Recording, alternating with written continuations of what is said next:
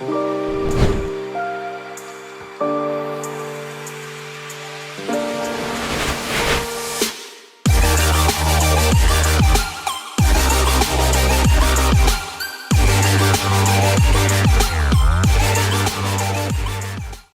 to this chat show Face2Face. This is the third season of this program, and we have entered in the sixth episode. We started this program in the year 2020 during this corona pandemic. And the basic objective was to keep an engagement with the students. And this was completely conceived in a manner wherein like an entertainment program is made. So it's like a web series wherein the characters are the real characters. And when we planned this program, obviously we were not knowing that this phase with which we have passed through will continue.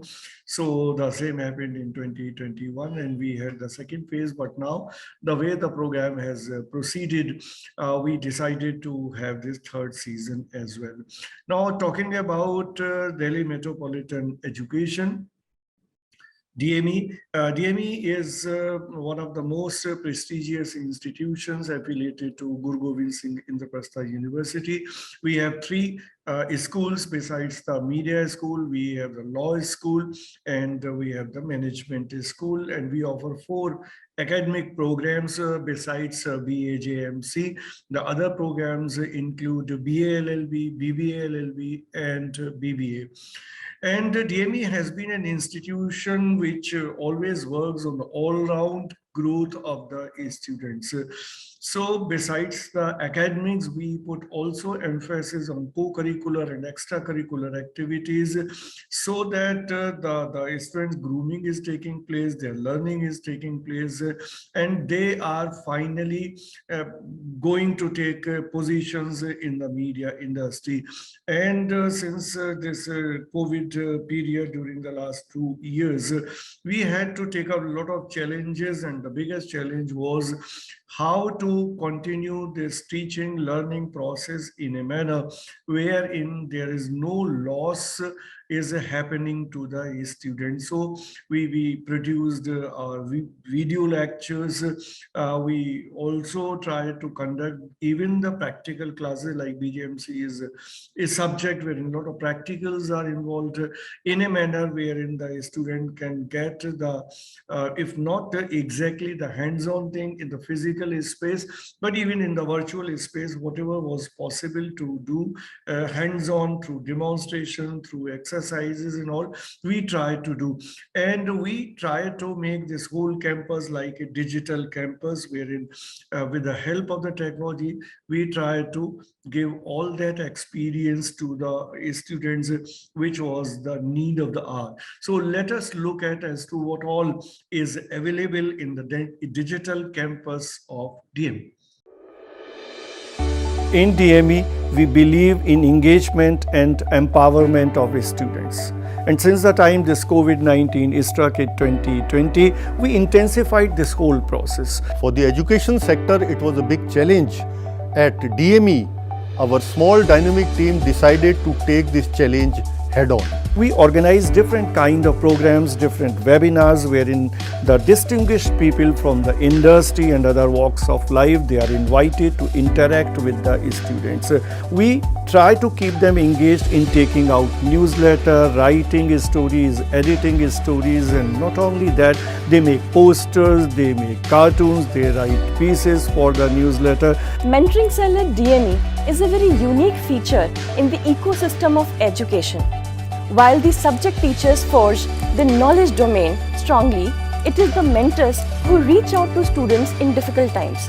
During pandemic, when our students faced loss of their loved ones, home isolation, and several other family issues, mentors ensured that students remain cheerful, lively, and stay connected with us. We have ensured that our students are treated with compassion, warmth, and gentle touch. And it has been our endeavor to treat all the academic activities of our students, which includes PSDA, internal assignment, and various other curricular activities accordingly. Research cell also pays huge emphasis on interdisciplinary nature of research. In order to promote this, the research centers of the research cell were also motivated to join with each other and conduct research activities for students, faculties within DME and outside DME. While the strong academics and great industry connect is building great lawyers, media persons and managers at DME, we at Mentoring Cell are enabling these future leaders to be compassionate, emotionally strong and resilient for any times to come. We empower the students. All the schools of DME, they have their students council. In DME Media School, this council is part. They organize the program themselves, they take their own decisions and they mobilize the students for all the good cause. Art has the power to unite and connect during the times of crisis. Bringing people together, sharing, soothing and inspiring are powers of art, which have been made empathically obvious by the DME cultural societies during the COVID-19 pandemic. By taking different innovative approaches in organizing various virtual competitions and events in which the students of DME have taken part with great enthusiasm and proved that DMEians are unstoppable. Care with compassion is motto of DME. During Corona period, we were always with our students. Their well-being is primary for us. We take care of our students.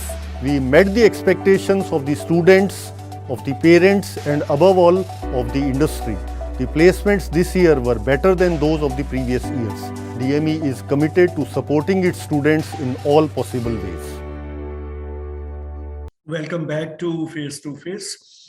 So this program, as I have already introduced, and to tell this something more about the institution and about the school which has steered this. So talking about DME Media School, DME Media School is again one of the most distinct institutions, media institutions, not only in the country, but all across the globe. Why? Because we do the things differently and we always try to conceive and to execute all such ideas which are normally unthinkable. And the important flagship program, if I can make a mention here, we organize every year the conference, media conference, which during the COVID-19 turned out to be a 10-day digital live conference, which was the first of its kind in the entire world. We also conduct every year a film festival, SIFI, which has completed 3 editions, and 2 editions have been during this pandemic period, but still we tried and we did this festival in the hybrid mode, wherein a lot of things were happening in the physical space in our Studio 62, which is a very state-of-the-art, splendid studio for all production work and all live programs. And besides this, we have BG Varghese lecture series, which is a monthly series in which distinguished scholars and journalists and other senior media persons, they talk to the students on a pertinent issue. Obviously, we were holding these sessions in the physical space before this COVID-19 happened. And when this pandemic happened, we converted it into the online. And taking advantage of this situation, we also try to connect to foreign scholars right from Iran to US and UK, and they were talking to the students in these online programs. We also have this convention of media students, Vritika. And also as part of this Vritika, we also confer awards on journalists with the distinction, and this award is instituted in the name of the eminent journalist Ganesh Shankar Vidyarthi. So these are the few things that normally we do. Now again, coming back to this program, this program, as I told you already, is a chat show wherein we invite 3 students who belong to 3 different years, as this is a bachelor's program that we offer. So the 3 batches are there always. So during this program, we have the 2019 batch, one student from the 2019 batch, one is student from 2020 batch, and one is from 2021 batch. So before proceeding further, let us have a look as to who all are there in today's episode.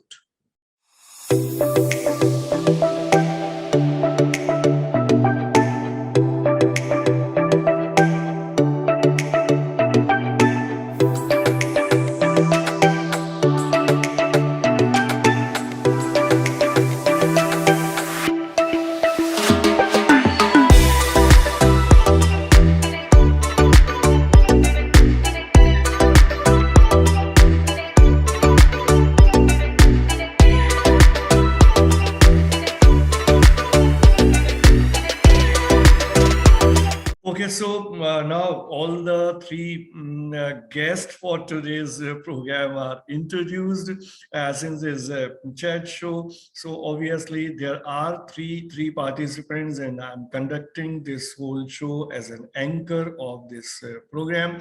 So let me introduce you all these three people, though you have seen their AVs and you would have made out as to who all are there. But let me introduce the senior most person who is from 2019 batch is Deepanshi Uppal. And from 2020 batch, we have Dhruv Arora with us. And from 2021 batch, we have Shri Rastogi with us.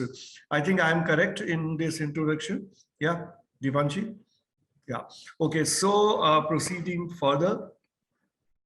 As it's customary that we start the program with the senior most person. And Divanshi has been there in earlier program as well, as far as I remember. Yes, To sir. begin with, I will initiate discussion with Dipanshi.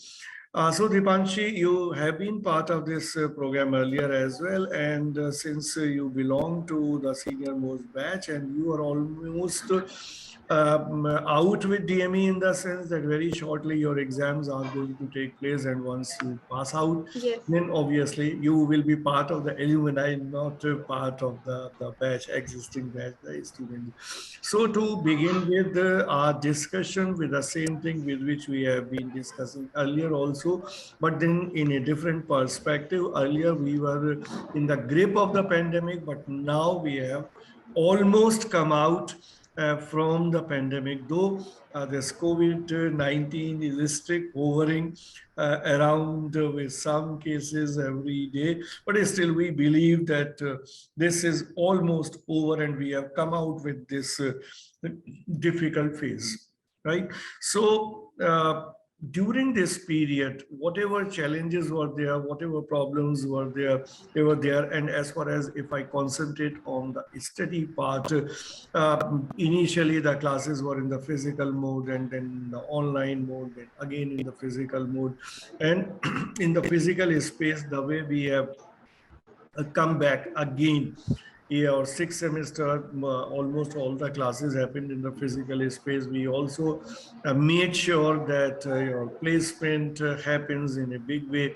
And also your farewell has also happened 4 days back. All that had happened. So if you look back, during these 3 years, which have different kind of colors, different ups and downs in your life, in your studies, how will you narrate your experience of this entire period? So it was very great experience, I would say, because in the starting we all were excited and very enthusiastic to go to college, and then everything was going smooth. But as we all know, nothing is consistent throughout the life. There is ups and downs. We all have to see. So then Corona happened and everything was shut, and we were sad that we are not able to go into college. And for almost 2 years, we weren't able to go to the college. And in that also, the teachers and everyone was very kind and very supportive. In my case, saying about my side, that they were very supportive when I took internships and everything. So teachers were very considerate that if I tell them that I am not able to submit this assignment on this date, can I do it after 1 or 2 days? So they have been very considerate in my case and very helpful in that case. Pramod sir, Manmeet ma'am, Sukriti ma'am, they, Sachin sir especially, they all have been very, very kind and very, very supportive for me. Vishal sir also. And in the placement thing, I was selected in few placements, but I denied them. I have some other plans as well for my future. So that is why. So overall, it was a great experience. But just that if Corona wouldn't have been there, so we would have enjoyed it and cherished it much more.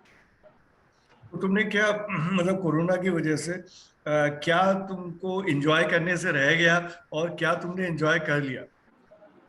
Sir corona की वजह से I would say it was a blessing for me, I would say, because सबके अलग अलग perspectives होते हैं, but in my case वो मेरे लिए बहुत अच्छी एक अपॉर्चुनिटी थी जिसको मैंने ग्रैब करके मैंने अपनी सीवी बहुत अच्छे से बिल्ड करी है। मैंने बहुत अच्छे से उस टाइम को यूटिलाइज करके बहुत सारे स्किल्स वगैरह सीखे, तो मेरे को बहुत वो था। बट आई डोंट नो कि अगर मैं कॉलेज होता तो मैं उन सब चीज़ों को ऑप्ट कर पाती, उन सब अपॉर्चुनिटीज को ले पाती जो मैंने अभी करा।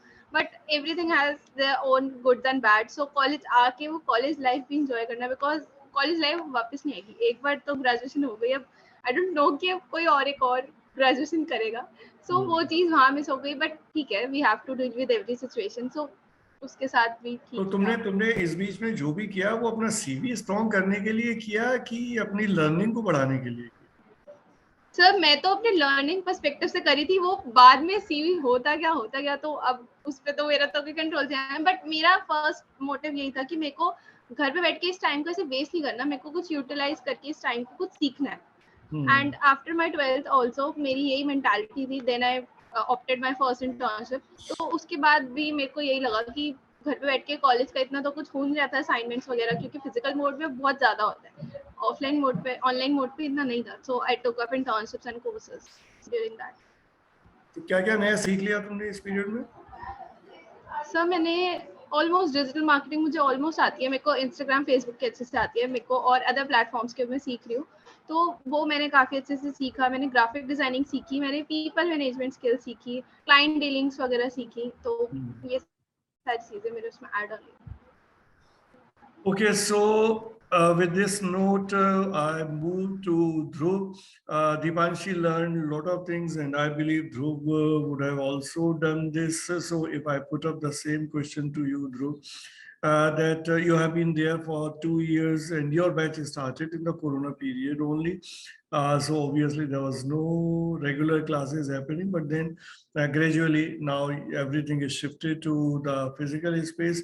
Now, how do you look at both types of studies, the online studies and the offline studies? What were the good or the bad points? And how did you encash on this opportunity? As Dipanshi said that she exploited this opportunity to her growth. So whether you were able to do the same or you have a different story to tell us? Sir अगर मेरे perspective से बात की जाए तो online studies का अपना एक बेनिफिट था, क्योंकि एक हमने फर्स्ट टाइम उस चीज को एक्सपीरियंस किया था, क्योंकि आज तक कभी भी ऑनलाइन स्टडीज अभी हुई नहीं थी।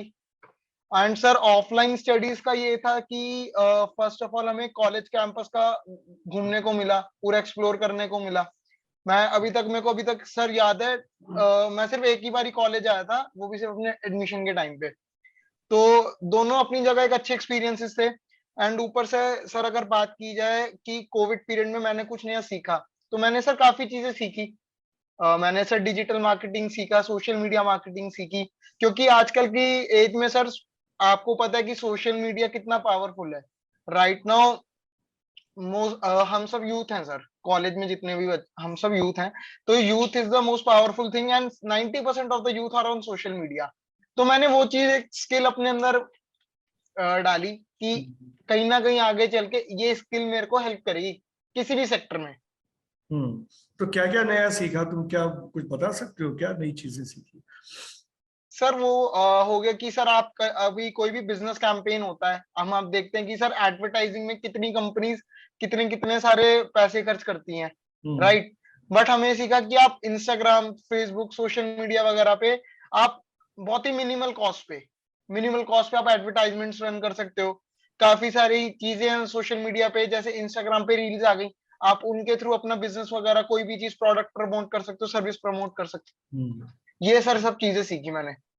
तो तुमने केवल मतलब करियर से रिलेटेड चीजें ही सीखी कि अपने घर वालों की भी कोई मदद की तुमने कोरोना के पीरियड नहीं सर, घर वालों की भी मदद की सर। में? क्या किया? एक्चुअली कोविड हमारा सर टेक्सटाइल उसका बिजनेस है सर, मॉड्यूलर किचन का।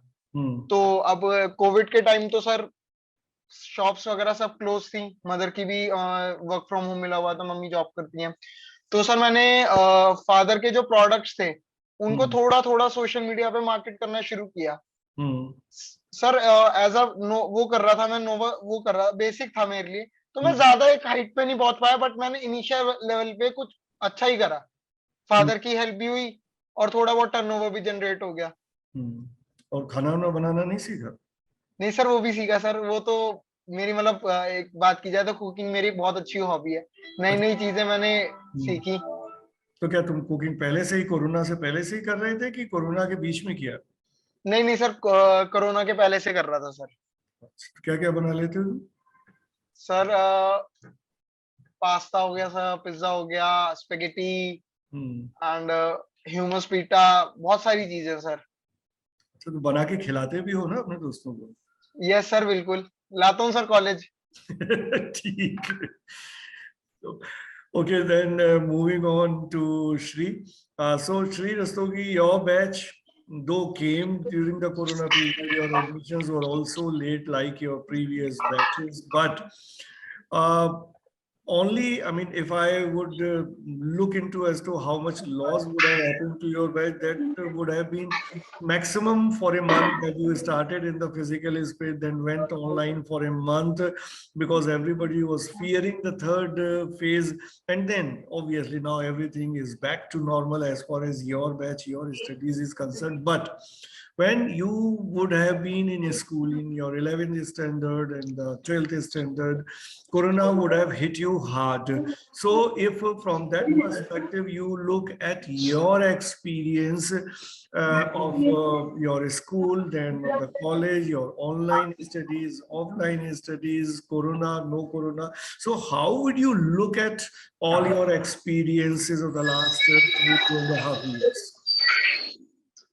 So, talking about my 12th standard, it was very heartbreaking because 11th के अंदर किसी को भी मतलब कोई आइडिया नहीं था कि आप 12th में एक दिन भी क्लास के अंदर नहीं बैठ पाओगे। It is the last year of your school और आप चाहते हो कि आप उस चीज का बहुत अच्छे से एक्सपीरियंस ले पाओ। आपको पता है कि आपका आखिरी साल है and it came as a shock to all of अस।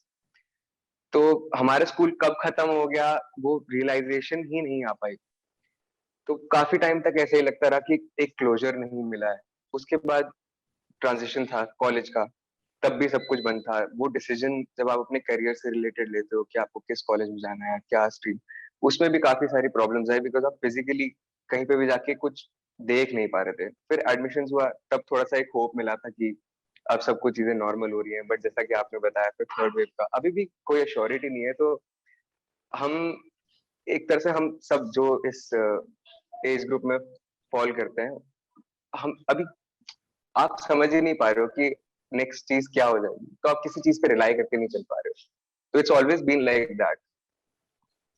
लेकिन फिर भी इस पीरियड में जैसा मैंने बाकी लोगों से भी ये सवाल उठाया कि ये सारी चीजें तो हमें पता है कि उसमें बहुत सारी चीजें अच्छी नहीं हुई है। एक कंप्लीटली एक नए तरह के रिजीम में हम एंटर कर गए which was not anticipated, nobody was prepared for that. But then whatever some good things would also have happened, जैसे बाकी ध्रुव ने बताया, दीपांशी ने बताया कि they utilise their time, they learn new things. तो तुमने इस पूरे पीरियड में क्या नया सीखा? Sir I have always been a very creative person. मैंने बहुत सारी स्किल्स कोविड से पहले एक्वायर करी। तो इस बार मैंने सोचा कि मैं अपने करियर पे थोड़ा सा फोकस करूंगा। मेरे को फिल्म मेकिंग का हमेशा से बहुत शौक था, पर मेरे को उसकी एग्जीक्यूशन नहीं आती थी। मेरे पास हमेशा से वो माइंडसेट था, मैं चाहता था कि मैं अपना पर्सपेक्टिव स्क्रीन पे उतार पाऊँ। तो उसके लिए जितनी भी मेरे को टेक्निकल नॉलेज चाहिए थी वो मैंने यूट्यूब, इंटरनेट, कुछ लोगों से बात करके वो सब गैदर करी। तो I focus on my career. तो क्या नया क्या सीखा, ये तो स्पेसिफाई करो ना कि मैंने A B C ये 4 चीजें सीख ली। सर मैंने कैमरा हैंडलिंग सीखी, मैंने प्रमोशन सीखा, मैंने एडिटिंग सीखी। जो भी चीज मेरे करियर को एक डायरेक्शन में पुश कर रही थी, मैंने वही सब चीज सीखी। प्लस सबसे इम्पोर्टेंट चीज जो मैंने सीखी वो है प्रोफेशनलिज्म। तो मैंने अपनी पर्सनालिटी पे भी काम किया, बिकॉज आपके पास बहुत सारा टाइम था। ओके, सो ऐसा कोई भी एक्सपीरियंस, कोई ऐसा एनेक्डोट जो 2 साल में तुम सोचते हो कि it's worth telling, you can tell us? Sir for example how I started working, I had no idea about it. हम बस एक फन प्रोजेक्ट लेके गए थे और हम लोग शूट कर रहे थे। तो किसी तरह वो एक सही जगह पे पहुंच गया जहाँ से हमें वो अपॉर्चुनिटी आई, और हमें पता ही नहीं था कि प्रोफेशनली कैसे एक्ट किया जाता है, कैसे चीजों को हैंडल किया जाता है। तो it was a very huge deal for us. तो हम लोग वहाँ मीटिंग में जाके इतना नर्वस हो गए थे कि हमें समझ नहीं आ रहा था कि बातचीत कैसे की जाए। फिर थोड़ी सी रियलाइजेशन हुई कि अब कैसी चीजों को आगे हैंडल करना है। तो it was a different experience for both of us, because एकदम से ऐसा लगा था कि हम एकदम से ही बड़े हो गए हैं। Okay, so moving on again to Deepanshi. Deepanshi, as we have already discussed that there were ups and downs during the last 3 years, but then as a creative person, you would have learned so many things, and you would have even learned new creative talent. And already I believe you might be having some inclination towards something. I mean, your interest, your inclinations, your hobbies, your passions, whatever you were having, how did you pursue any of such things? So since childhood, I was that one kid who was scored well in craft and art and like this creative side rather than academic side. I would say I was a little bit of above average kind of student throughout my school till 10th, 11th and 12th. I worked very hard and my performance improved and everything. So in lockdown only, I focused on my hobbies also. I did some craft and art and drawing, all of these things. I watched tutorials and learned about color theories. How, because it was very beneficial for me in 2 ways, in graphic designing also, and in way of knowledge and for the art thing also. So I did those courses, and I explored few fields through my projects only. They were photography, so I didn't knew that I can do photography, but this has some interest of me. So I explored that, and I did my I completely made my file on my own with the help of my little sister. She was my model for that file. So all of these things I explored, and obviously we all made Dalgona coffee in lockdown. So that was something I spent my lockdown life. तो आगे आगे क्या तुम अपने career में भी you want to focus on your this graphic designing thing or what? No, sir, I have some different plans right now. I will go for study higher studies for some diploma or in advertisement or marketing field only, because I have inclination towards that side, and I'm from commerce background. So I will pursue some course related to that, and side by side I'll work on small courses and some freelance projects or some sort of that. Okay, but Get then to everything is. but Yes, then sir. each one of us are not working all the time, and we need some point of relaxation or some time to stop, to relax, to think. So besides your professional things or any such thing that you are doing in your I mean in your studies today, or any professionalism that you are talking about and your further studies that you will be taking up, but then what is that one thing which you use to get relaxation and to have some kind of relief in your daily routine? So, sir, I have a joint family. My chachu and chachi lives with me, and I have two twin sisters. I have two cousin siblings. They are twins. One is girl and one is boy, and of course my younger brother. So they three were very entertaining and very disturbing for me. So that made me survive the corona thing also. So because मेरे को जब bore होता था या मेरे को कुछ मन करता था कि चलो अब किसी को परेशान करते हैं, तो मैं उन तीनों में से किसी के पास जाती थी और मैं उनको परेशान करती थी। एंड जब मैं काम कर रही होती थी तब वो आके मुझे परेशान कर रहे थे। तो it was like a Tom and Jerry game going on through out the corona and जो कितने कितने मतलब कितने कितने बड़े हैं तुम्हारे जो कजिन ब्रदर और सिस्टर हैं? So they are right now they are 6.5 years. दोनों 6.5 years? Yes sir. अच्छा, Twins हैं। ट्विंस हैं, ओके। तो क्या उनके साथ कौन सा गेम खेलती थी जो तुम उनको परेशान करती थी? सर मैं कभी भी ऐसे जैसे अगर वो कभी फोन देख रहे हैं, कभी अपनी क्लास ले रहे हैं, तो मैं पीछे से आके ऐसे उनको जाके परेशान करती थी कि ये देख मैं कुछ लाई हूँ ऐसे समथिंग, ताकि वो डिस्ट्रैक्ट हो जाए। या फिर नॉट क्लास के टाइम तो इतना नहीं, बट शाम को जब वो उनका जब अपना प्ले टाइम होता था या फोन टाइम, तो तब हम फिर जब सारे अपने शोज वगैरह देख रहे होते तो तब हम छुपन छुपाई खेलते थे, बहुत शोर मचाते थे फिर। तो यही सब ऐसे ऐसे करके उसको मैं कभी अपने साथ केक वगैरह बनाते थे हम, कभी कुकिंग करते थे, तो मैं अपनी छोटी बहन को ले आती थी, चला जा कुछ बनाते हैं ऐसे समथिंग, या कभी किसी के ऊपर प्रैंक करते हैं, डराते हैं, कुछ करते हैं, ऐसे ऐसे पूरा टाइम में उसके साथ खेलती थी। तो तुम मतलब ऐसे इस बीच में मतलब जो कुकिंग टाइम भी तुम्हारा काफी ज्यादा रहता होगा ड्यूरिंग दिस कोरोना पीरियड? नहीं No, मेरे को कुकिंग का इतना शौक नहीं है, तो मेरे को बस अपने लिए जितना होता था तो कुछ खाने का मन करता था, जैसे कभी मैगी पास्ता, और इतना मतलब इतना आता है कि अपने सर्वाइवल के लिए ठीक है, वो थोड़ा बहुत सीख लिया था। तो इतना मेरा कुकिंग बहुत मुझे मेसी सा प्रोसेस लगता है, तो इतना मेरा कुकिंग का कोई शौक नहीं। लेकिन तुम जॉइंट फैमिली में रहती हो, तुमने बताया, और तुम केवल अपने बारे में सोचती थी कि मैं अपना बना लूं, बाकी लोग कुछ खाए ना खाएं उसके बारे में नहीं सोचती थी?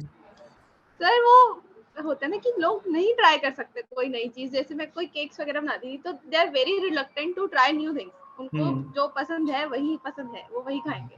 तो मेरे को बना के भी कोई फायदा नहीं होता था, मैं उन्हें दिखा देती, देखो मैंने बनाया है, आप टेस्ट कर लोगे तो ठीक है, अगर आपको अच्छा लगे तो मैं नेक्स्ट टाइम आपके लिए। तो वो ऐसे होता था। तो केक बना के तो सबको खिलाती होगी ना? सर मैंने एक बार बनाया था, वो केक में चीनी इतनी डल गई थी कि वो बहुत हार्ड था और खाया नहीं गया, तो वो फिर तो बनाने बंद कर दिया, फिर खिलाना ही बनाना और खिलाना ही बंद कर दिया? फिर मम्मी ने बोल दिया तू मेरी किचन खराब करके बाहर दो, कोई जरूरत नहीं अंदर आने की। ब्लेसिंग इन सर ऐसे डिस्गाइज, ब्लेसिंग इन डिस्गाइज हो गया, तुम किचन का काम करने से बच गई। सर वही, बट अब कभी कभी डांट पड़ जाती है। नहीं ठीक है, डांट पड़ना तो अच्छी बात है, पेरेंट्स डांटेंगे तो अच्छे के लिए डांटेंगे। पेरेंट्स की डांट तो आशीर्वाद की तरह होती है ना, उसमें कोई प्रॉब्लम नहीं होनी चाहिए। यस सर, तभी मैंने अभी रिसेंटली चिकन बनाया था खुद से, तो वी आर नॉन वेजिटेरियन, तो मैंने सबको चिकन बना के खिलाया था, तो सर सबके लिए बनाया था वो, तो सबको वो अच्छा लगा था। Okay, so moving on to you, Dhruv, again.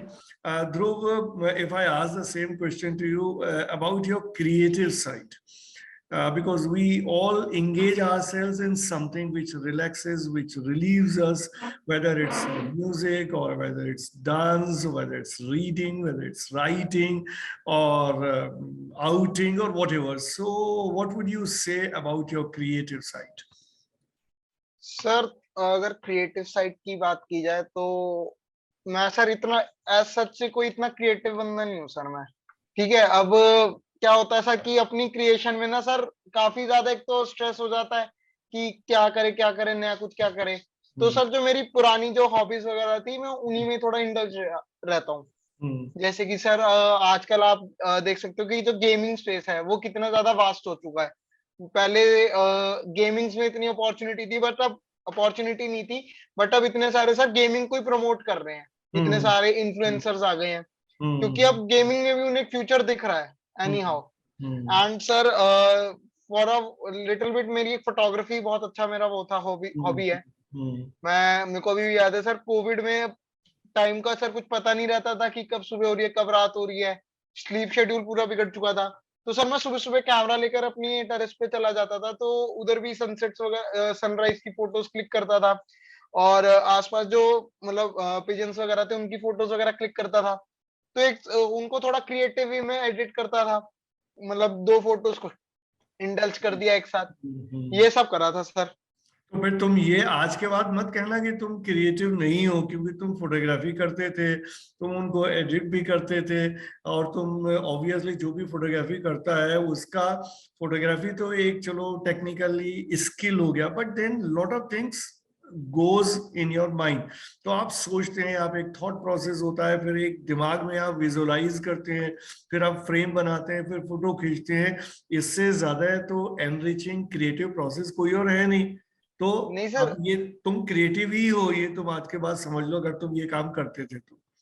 नहीं सर, ये बात आपकी बिल्कुल ठीक है। But hmm. सर मेरा जो क्रिएटिव माइंडसेट है ना, वो मेरा 90% अगर रेशियो लिया जाए तो 90% मेरा बिजनेस साइड पे है, कि हाँ, मैं बिजनेस कैसे एक्सपैंड कर सकता हूँ किसी भी तरीके से, उस साइड है मेरा ज्यादा। बिजनेस एक्सपेंड करने के लिए भी lot of creative ideas are required. Yes sir. जब तक आपके पास कोई क्रिएटिव आइडिया नहीं है, तो बिजनेस तो बहुत सारे लोग करते हैं, आप दूसरों से आगे तभी निकलेंगे जब आपके पास कुछ क्रिएटिव होगा सोचने के लिए और करने के लिए।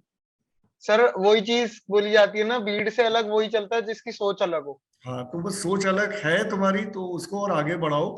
फोटोग्राफी में if you can tell us something more, कि तुम किस तरह की चीजों को करना पसंद करते हो, और आगे भी, दो you are saying that you will join your business, but then even you can continue with your photography if you have that kind of skill in your hand. So can you tell us something more about your photography skill? Sir मतलब मैंने अगर एक बात देखी जाए, मैंने शुरू कैसे करा था, बेसिकली मेरे फ्रेंड फ्रेंड पे कैमरा था, तो मैंने सर उसकी देखा देखी ले लिया। मैंने मदर को बोला, मैं कहा कैमरा चाहिए कैमरा चाहिए, मदर ने दिला दिया। अब सर दो चार बारी अपनी फोटोज क्लिक करके मैं खुश हो गया कि सर फोटोज अच्छी आ गई। फिर मैंने सोचा कि मेरी अगर फोटोज अच्छी आ रही, एक बारी मैं ट्राई करके देखता हूँ। सर जब मैंने ट्राई किया, that thing turned out to be really good. काफी सारी मैंने मतलब क्रिएटिविटी करी। अब मेरे को अभी भी याद है, मैं किसी ब्रांड के लिए, सर छोटा सा ब्रांड था, उनके लिए प्रोडक्ट शूट कर रहा था। तो मैंने सर कई सारे क्रिएटिव आइडियाज दिए उनको, कि आप प्रोडक्ट को ना, बेसिकली एक चॉकलेट ब्रांड था, मैंने कई सारे आइडियाज दिए कि आप लिक्विड नाइट्रोजन में ये कर सकते हो, ड्राई आइस से कर सकते हो कि एक स्मोक इफेक्ट आए। तो वो सर चीज मेरी कहीं ना कहीं एक काम आ गई, क्रिएटिव माइंडसेट फोटोग्राफी में। Okay, so moving on to Shri, you again. What will you tell us about your creative instinct? You have been listening to your seniors, but then there is something different that you would like to tell us? Sir मुझे 12 साल हो गए guitar बजाते बजाते, and I am very keen towards music. And लोगों की एक preference होती है, बट मेरी ऐसी कोई प्रेफरेंस नहीं है म्यूजिक को लेके। I believe that I am open to all kinds of music. तो मैंने म्यूजिक बहुत एक्सप्लोर करने की कोशिश करी। मैंने गिटार के साथ बहुत ज्यादा टाइम बिताया, जो कि मैं एक डेली स्कूल लाइफ में नहीं दे पा रहा था उस चीज को। तो कोविड के बीच वो हुआ। हाँ, एक बुरी बात ये हुई कि I have also been practising martial arts. तो वो एक बहुत ट्रैप्ड सी फीलिंग आने लग गई थी घर के अंदर, कि आप जा नहीं पा रहे हो, आप बाहर नहीं निकल पा रहे हो। अपार्ट फ्रॉम दैट, मैंने 3 साल कुकिंग भी सीखी है, तो घर की सारी कुकिंग ड्यूटीज भी मेरे को अलॉट कर दी गई थी। कि तो आप उसको आप कह रहे हो कि मुझे फोर्सफुली किचन में डाला जा रहा था या फिर कुछ भी, बट आई एंजॉयड दैट।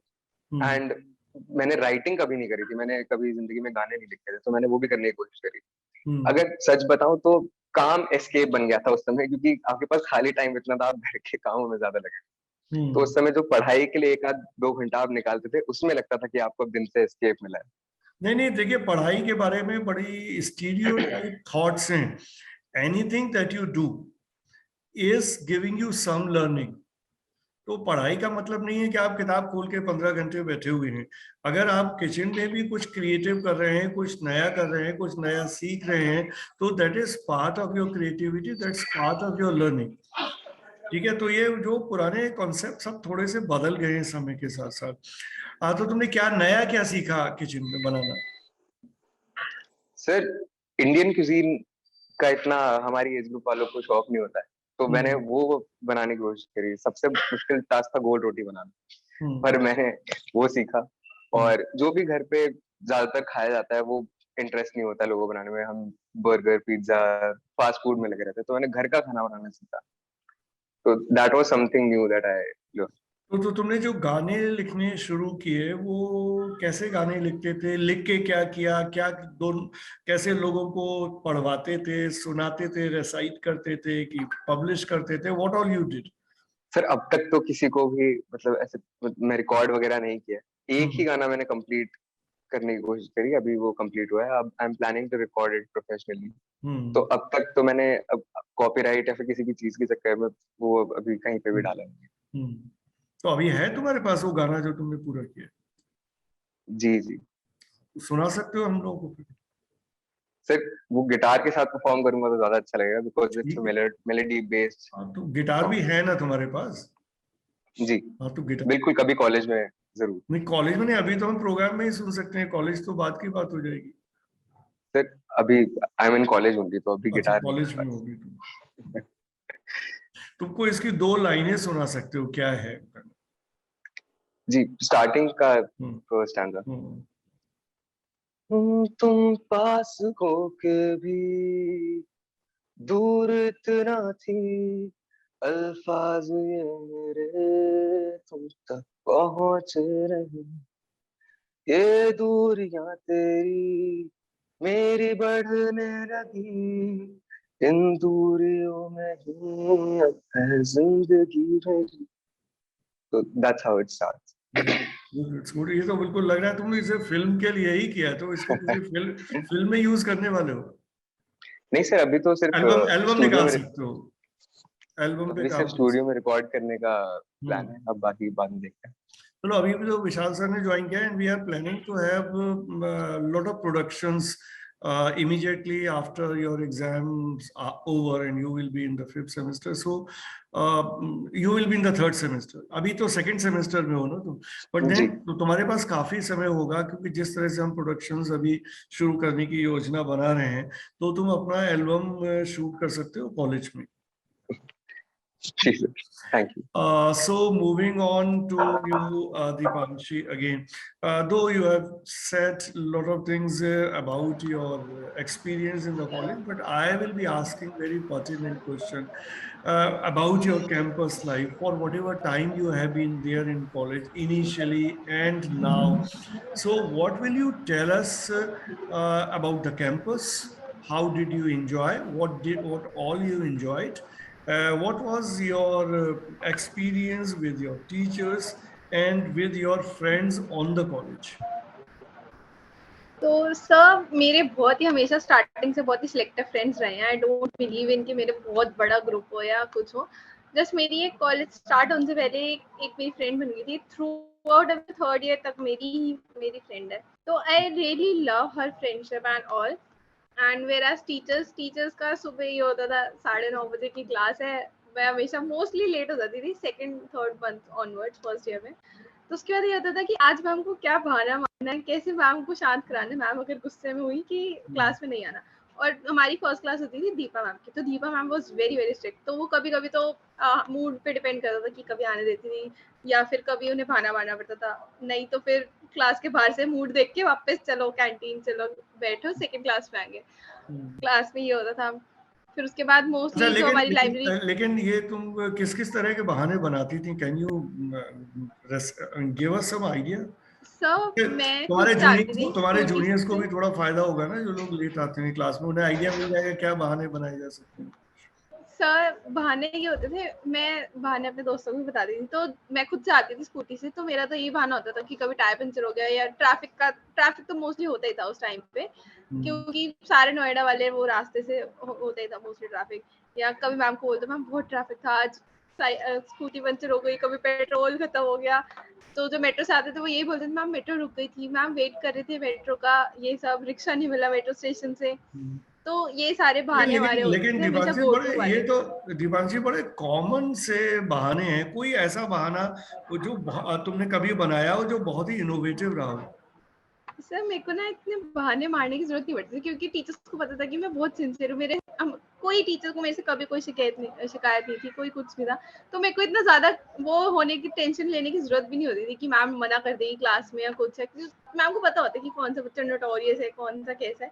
तो मेरे को ऐसी कोई प्रॉब्लम कभी किसी टीचर के साथ आई नहीं कि मेरे को उतने लेवल के बहाने सोचने पड़े कि हाँ कोई मैं एक्सट्रीम सा सीन बना के मैम के सामने प्रेजेंट करूं, वो मेरे साथ हुआ ही नहीं। तो ये मेरे छोटे मोटे बहाने होते थे कि जब भी कभी लेट हो जाओ या कुछ। और उसके बाद टीचर्स तो मैंने आपको बता ही दिया कि बहुत ज्यादा सपोर्टिव, सबने मेरा, ऐसे कोई कभी नहीं होगा कि मैंने किसी टीचर को बोला कि मैम मुझे आपकी हेल्प चाहिए, सर मुझे आपकी हेल्प चाहिए, और उन्होंने मना कर दिया या उन्होंने मुझे कोई वे आउट नहीं बताया अगर वो डायरेक्टली मुझे नहीं हेल्प कर पाए तो। ऐसा कभी नहीं हो। एंड कैंपस में सबसे बेस्ट वो होता था कि सर्दियों में धूप में बैठना, क्योंकि क्लासेस हमारी फिर ठंडी होती थी, तो ऑडी के वहाँ पे फिर एम्फी थिएटर बन गया, वहाँ पे बैठे रहते थे। अभी भी हमने लास्ट सेमेस्टर में यही करा है, बहुत ज्यादा कॉलेज में आके कभी डांस रूम में बैठे रहो, कभी विशाल सर के रूम में, सचिन सर थे तो सचिन सर के रूम में मोस्टली, और मैं अपना काम कर रही होती थी जहाँ पे भी बैठ के। तो वो बहुत ज्यादा याद आएगा कॉलेज के उसमें। मतलब जब भी सर्दियां पड़ेंगी तो तुम्हें एम्फी थिएटर याद आएगा? यस सर फ्रंट वाली स्टेयर्स भी, ये फिर जो एडमिनिस्ट्रेशन वाली मैम थी वो आके डांटती थी क्लास पे जाओ, तो फिर हम वहां से छुप के कहीं और चले जाते थे। और अपने तुम्हारे जो भी फ्रेंड्स हैं, would you like to name any of your friends in this programme? Sir यहाँ पे अभी कोई है ही नहीं, क्या करूँ मैं नेम कर। नहीं सुन लेंगे ये तो, सौम्य सक्सेना, इफ यू नो। ये प्रोग्राम हमेशा रहेगा यूट्यूब पे, तो तुम जो बोलोगी वो सर रहेगा। सौम्य सक्सेना, इफ यू नो। या फर्स्ट और सेकंड ईयर के भी काफी बने अभी रिसेंटली, तो वो ये लास्ट का टाइम जो है बहुत मजे कर रहे हैं इस वाले, क्योंकि क्लासेस हमारी होती नहीं थी, बट हम कॉलेज जाते थे अटेंडेंस के उसमें, और फिर वहाँ पे क्लासेस नहीं होती थी मतलब क्या हुआ? सर ऑफलाइन में इतनी ज्यादा हुई नहीं हमारी क्लासेस, क्योंकि अब हमारा मोस्टली सिलेबस ऑनलाइन में कंप्लीट हो गया था, तो ऑफलाइन में ज्यादा हमारी हुई नहीं, और होती भी थी तो वो सुबह सुबह 1 या 2 क्लासेस होके खत्म हो जाती थी। तो उसके बाद तो हम फ्री होते थे जब भी कॉलेज से निकलो तब तक, तो उस वो टाइम में काफी ज्यादा अभी तो जो टाइम तुम्हारे पास फ्री तुम्हें मिल गया तो तुम अपने जूनियर्स की पढ़ाई डिस्टर्ब करने में लगाया उस टाइम को, क्या किया? नहीं सर, वो फ्री क्लासेस से अपनी फ्री होके आते थे, मैंने किसी को परेशान नहीं करा।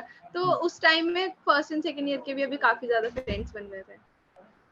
तो फर्स्ट और सेकंड ईयर में और फर्स्ट ईयर में कौन कौन से फ्रेंड्स बने तुम्हारे? सर फर्स्ट ईयर में देव, आयुष, और सेकेंड ईयर में बीजेएमसी से बहुत कम है, सारे डिपार्टमेंट के मिक्स हैं क्योंकि हम सारे साथ बैठते थे। तो कुछ लॉ के बने, करण वगैरह, आर्यन मल्होत्रा मेरी क्लास का। तो बहुत ज्यादा बॉन्डिंग भी स्ट्रांग हुई, और बहुत ज्यादा न्यू पर्सपेक्टिव्स भी पता चले कि लोग कौन से डिफरेंट पीपल कैसे अलग अलग सब सोचते हैं, उनके पर्सपेक्टिव क्या है कॉलेज को लेके, उनके फ्यूचर को लेके। तो वो सब बैठ के बातें करते थे। ठीक है। So moving on to you, Dhruv. Again, Dhruv, what will you tell us about your campus experience, about your teachers and about your friends? Sir campus experience तो सर मेरे लिए ऑनेस्टली बहुत अच्छा रहा, बिकॉज हमारा जो बैच था sir वो शुरू ऑनलाइन क्लासेस से हुआ था। तो सर एक टाइम पीरियड था, मतलब बाय चांस मेरे सर 12th स्टैंडर्ड में मेरे 3-4 फ्रेंड्स सेम क्लास में थे हम।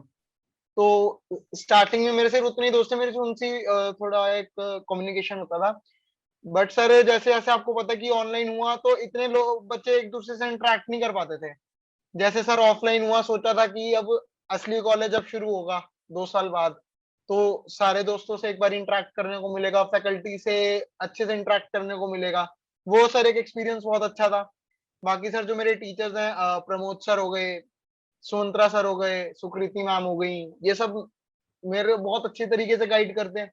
एंड प्रमोद सर स्पेशली मेरे को काफी ज्यादा वो सपोर्ट करते हैं इन ऑल माय थिंग्स, कि मतलब कोई अगर मेरा साइड बाय साइड कोई प्रोजेक्ट वगैरह चल रहा है तो उसमें प्रमोद सर मेरी बहुत हेल्प करते हैं।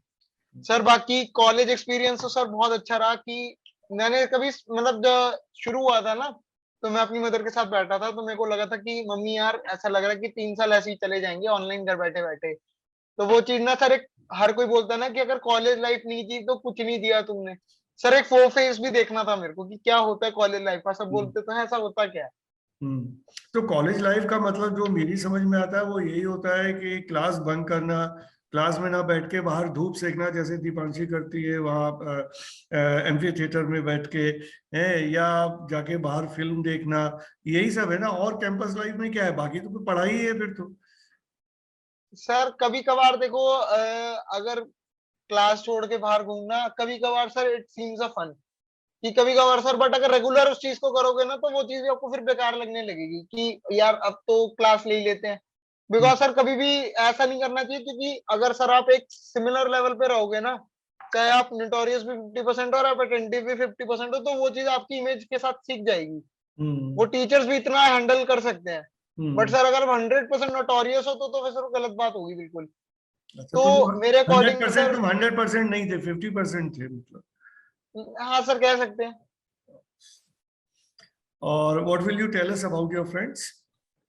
सर मेरे सर जो फ्रेंड्स हैं सर, हमारा बेसिकली 5 to 6 हम लोगों का ग्रुप है, जिसमें सर कार्तिकेय नेगी आता है, सखी अग्रवाल, प्रियांशी शर्मा, प्रतीक शर्मा एंड प्रांजलि। ये सब हमारा सर ग्रुप है पूरा। हम एक ही साथ सर डेस्क पे बैठते हैं और साथ में सर स्टडीज वगैरह, इवन की लंच भी हम साथ ही करते हैं।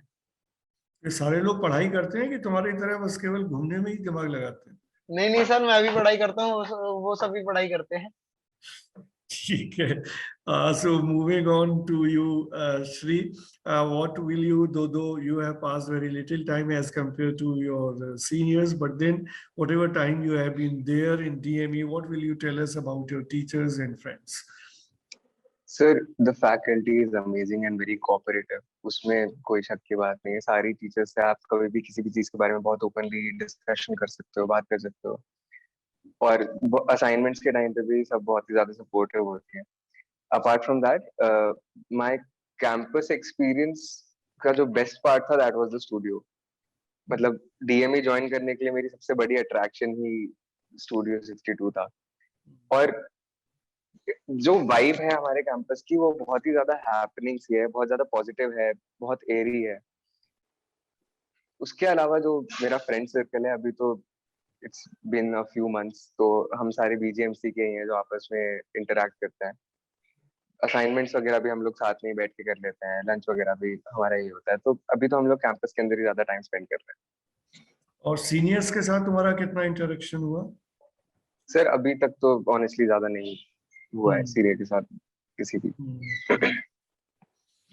Okay, so now moving on towards the end of this program, I will ask each one of you to make a final statement or any such expression that you want to make in very, very brief, any such thing that I have not asked, but you feel that you want to say it, right? So Deepanshi, starting from you.